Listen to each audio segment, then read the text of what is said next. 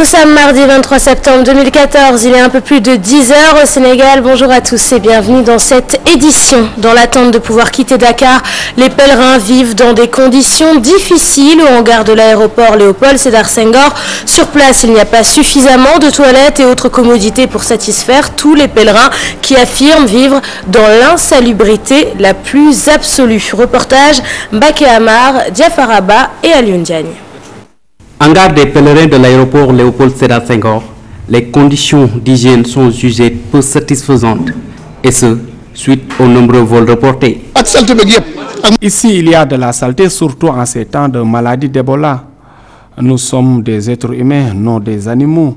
L'autre jour, nous sommes restés dehors alors qu'il pleuvait. Nous avons déboursé de l'argent. Nous méritons le minimum de confort.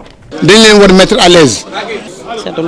Ce lieu n'est pas propre, surtout en cette période d'hivernage. Tout est débordé ici. Autre difficulté que rencontrent ces pèlerins, des abris peu confortables. Il n'y a pas d'abri, nous sommes tous casés dans le hangar. Et puis il y a des personnes âgées qui n'ont même pas où s'asseoir. La commission doit mettre les conditions qu'il faut. Le manque d'information aussi, un autre problème chez nos pèlerins. Nous sommes là depuis dimanche et nous ne savons à quel sens se vouer. Nous n'avons aucune information. Ces pèlerins peuvent croiser les doigts, attendant une amélioration de leurs conditions avant leur départ pour la Mecque. Les coupures d'électricité intempestives enregistrées ces derniers jours ont causé des dommages matériels dans certaines chaînes de télévision. C'est le cas à la Sen TV et à la télévision Futur Média qui ont dû faire face à des coupures d'antennes et à l'endommagement de machines. Il faut alors recourir à des groupes électrogènes. Une alternative qui coûte cher, nous disent Nafissatou Silla et Mardia. Du matériel endommagé, des interruptions incessantes d'antennes, entre autres désagréments causés par les coupures intempestives d'électricité, ce qui ne ravit guère les stations télé. Ce qui a fait que des coupures de certaines émissions en direct, parce que nous on est à 90% de direct à la TFM. À chaque fois on est obligé de courir pour sécuriser nos équipements. Chaque nuit on est alerté, parce que non seulement la coupure elle ne dure pas, et ça vient instantanément et ça peut détruire facilement les équipements électriques. Face à ces difficultés, des mesures palliatives sont prises. À la Sen TV et à la TFM, on fonctionne avec des groupes électrogènes et ce n'est pas du tout simple avec la quantité de carburant que cela demande. Oui, c'est coûteux. Parce que quand vous fonctionnez avec un groupe électrogène pendant 12 heures de temps, vous voyez ce que ça fait, c'est énorme comme dépense. On a été obligé de nous équiper d'un groupe nouvelle génération.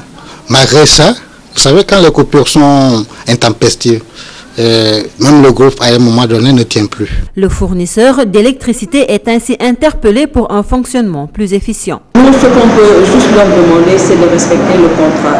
Donc c'est un contrat entre les consommateurs et puis le fournisseur, dans la mesure où les consommateurs payent leur facture d'électricité. Si la Sénélec essaie d'améliorer la fourniture de l'électricité, je crois que ça va arranger beaucoup notre service. Il y a quelques années, ces délestages récurrents ont endommagé un important lot de matériel à Walfadjri. Aujourd'hui, les promoteurs de stations télé ne souhaitent pas être confrontés à cette situation.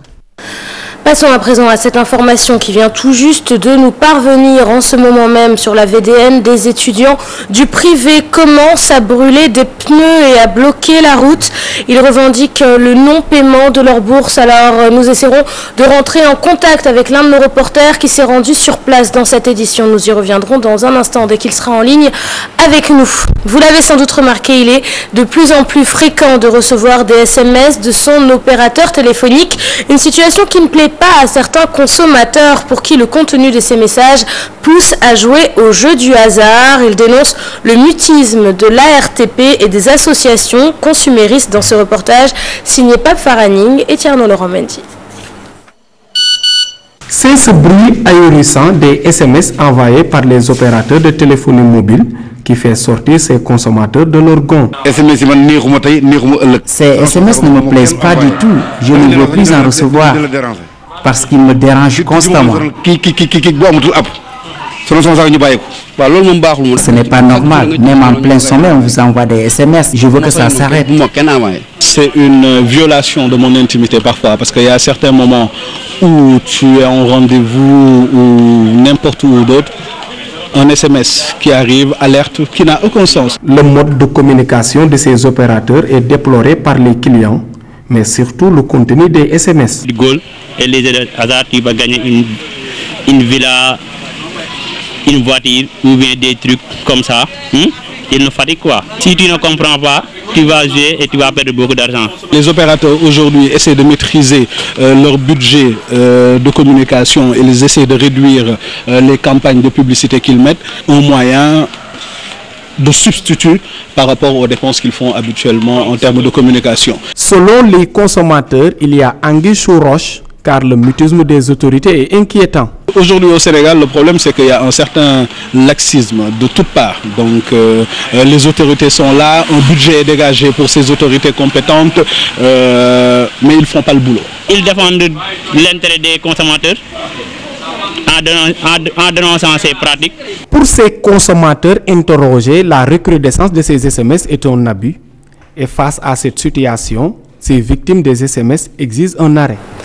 Comme chaque année en cette période de pré-tabaski, c'est le grand rush chez les couturiers qui rivalisent d'ardeur. Dans cette euphorie de fête, certains couturiers se disent délaissés par leurs clients au détriment d'autres qui ont plus la cote. Et dans ce reportage, les témoignages de ces derniers qui avouent vivre ce favoritisme généralement à l'approche des fêtes comme la Korité et la Tabaski. Reportage donc d'Aminata Mbaresso et d'Alioune Diagne. Darou Rahman 2, un populeux quartier dans Grand Yoff. Dans cette localité, El Hadj Diallo tient son atelier de couture à moins de 2 semaines de la Tabaski. Ce n'est pas encore la grande bousculade. L'apparence peut souvent tromper. Les clients peuvent croire que les couturiers ne sont pas qualifiés. C'est pourquoi la Tabaski préfère donner leur tissu à d'autres tailleurs. Alors que s'il s'agit de faire des retouches, ils sollicitent nos services. Ça ne me fait pas plaisir. À 40 mètres, un autre atelier de couture. Les mêmes difficultés pour Bassirouli, ceux dont ils se contentent pour s'en sortir, leur accommodage. La plupart des clients me demandent juste de leur coudre un habit pour une cérémonie familiale. Je n'ai pas encore reçu beaucoup de commandes pour la Tabaski. Les clients sous-estiment-ils le talent de ces couturiers? Je ne peux pas comprendre que lorsqu'elles veulent retoucher des habits, elles viennent me voir.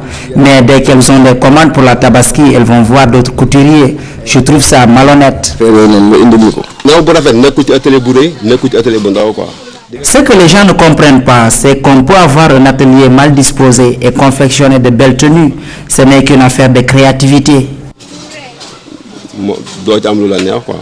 Dans tous les cas, les propriétaires de ces ateliers de couture rassurent, même si leurs ateliers ne sont pas attrayants, ils proposent un travail de qualité. Des nouvelles à présent du procès de Karim Wade et de ses co-accusés. Ce lundi, le prévenu Alioune Samba Diassé, ex-administrateur de ABSSA, craque à nouveau à la barre. Pressé de questions, il n'a pu se retenir et déclare qu'il veut en finir avec cette affaire. Les mêmes questions reviennent notamment les conditions de création de ABSSA, ABS Corporate, l'identité des actionnaires des dites sociétés et les relations entre Karim Wade et l'ex-gérant des ABSSA. La Cour a par ailleurs informé de la décision de la Cour suprême rejetant la demande de récusation du juge Henri-Grégoire Diop, une requête des avocats de la défense. En plus du rejet, la Cour suprême a condamné Karim Wade à payer une amende de 250 000 francs CFA. Le procès reprend ce mardi et comme tous les matins, nous retrouvons en direct du palais de justice notre reporter Adia Tala. Adia, bonjour. Bonjour Léa Souké. Adia, quel est le programme de ce mardi? Oui, comme vous l'aviez dit, l'émotion qui a fait craquer le prévenu Alioune Samba Diassé qui répondait à une question de Maître Alioune Badara Cissé de la Défense a occasionné hier la suspension de l'audience.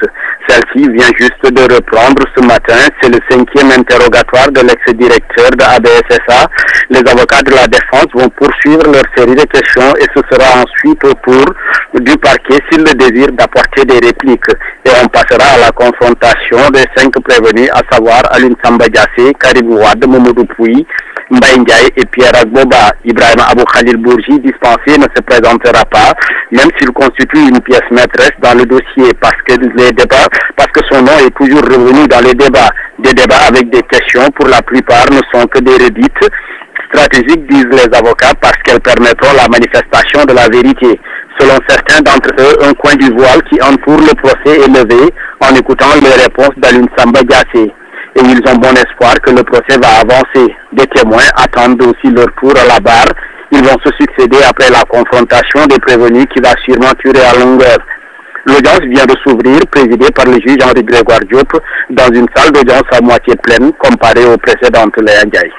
Merci beaucoup Adi Atala, toujours fidèle à lui-même avec toutes ses précisions sur l'affaire Karim Ouad. On te retrouve dans nos prochaines éditions. Sa réélection en 2017, un enjeu de taille pour le chef de l'État qui a entamé une campagne de séduction afin de reconquérir ou de conserver ses alliés de 2012. Une démarche décryptée par des analystes politiques qui se prononcent dans ce reportage signé Ibrahim Kamara et Modou Diop.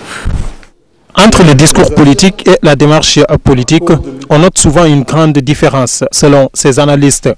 Le président Macky Sall rencontre la coalition 2012 et ensuite la coalition Benno Bokk Yakaar dans un seul objectif. Pour conforter sa candidature, ce qui est un discours de politique et pas d'homme politique tout court. Par contre, il corrige bien cela en mettant en œuvre depuis quelque temps une véritable stratégie politique.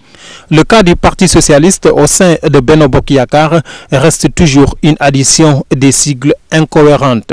Quelqu'un comme Barthélémy Diaz a déclaré que si le PS n'a pas de candidat en 2017, ce sera une insulte pour les pères fondateurs. Mais cela veut dire quoi? Que le PS donc aura son candidat. Mais ils auraient investi Khalifa Sall. Et Khalifa Sall serait aujourd'hui un allié. Mais le fait d'en avoir fait un adversaire pour les locales, en fait un adversaire potentiel pour les présidentielles. Maintenant, comment va réagir son parti qui est malgré tout allié de Macky Sall? Organiser une rencontre entre Khalifa Sall et Macky Sall ne sera pas non seulement facile, mais ne pourra pas aussi peut-être donner un résultat peut-être extraordinaire. Avec le recasement de la clientèle politique à travers le retour du Sénat, quel est l'effet recherché? Imaginez-vous quand le président Macky Sall disait aujourd'hui que maintenant, je vais verser au peuple sénégalais tant de millions par mois pour le démarrage du plan Sénégal émergent, mais j'arrêterai donc de verser des indemnités aux alliés de Benno Bokk Yakaar. Regardez ce que ça va donner. Pour vous dire que donc les partis sont là-bas peut-être pour entretenir leur écurie politique, mais pas pour entretenir le peuple sénégalais. Le schéma de la coalition Benno Bokk Yakaar qui a élu Macky Sall en 2012 serait-il valable en 2017? Ce mardi à 16h30, le président de la République Macky Sall posera la première pierre de la cité de l'émergence. La cérémonie se tiendra sur le site de l'ancienne gare routière Pompier. Nous y reviendrons dans nos prochaines éditions. Et puis, je vous le disais il y a quelques instants, on vient de nous apprendre qu'en ce moment sur la VDN, des étudiants du privé commencent à brûler des pneus et à bloquer la route. Ils revendiquent le non-paiement de nos bourses et de leur bourse plutôt. Et avec nous en ligne, notre reporter qui a réussi à se déplacer sur le terrain, Mbaké Amar. Mbaké, bonjour. Bonjour Léa Ndiaye. Alors, est-ce que vous pouvez nous décrire plus précisément la situation sur place? Exactement Léa, aujourd'hui les étudiants du privé orientés par l'État dans les instituts de formation privée ont déversé toute leur pile sur le ministre de l'enseignement supérieur, en l'occurrence Mary Teuw Niane. Ils ont saccagé des vitres de voitures, ils ont brûlé des pneus ici sur la VDN. Actuellement, là où je vous parle, un nuage de fumée est en train de polluer l'atmosphère ici sur la VDN. Les étudiants sont mécontents contre Mary Teuw Niane et ils revendiquent l'effectivité du paiement de leur bourse. Aujourd'hui, ils ont cassé des vitres de voitures, ils ont jeté des pierres sur des personnes même qui sont anonymes, des citoyens lambda. Les étudiants sont tout simplement mécontents du ministre de l'enseignement supérieur, Léa Ndiaye. En résumé, c'est la situation qui prévaut ici sur la VDN. C'était Mbaké Amar en liaison directe pour la TFM. Merci beaucoup Mbaké Amar. Restez prudents et donc les étudiants du privé qui mettent leurs menaces à exécution en manifestant dans la rue pour le non-paiement de leur bourse. Voilà, c'est la fin de cette édition. Merci de l'avoir suivi. Prochain rendez-vous de la rédaction, le journal en Wolof à 13h. L'information en continu, c'est sur www.gfm.sn. Je vous souhaite un très bon début de journée et une excellente suite des programmes sur notre antenne.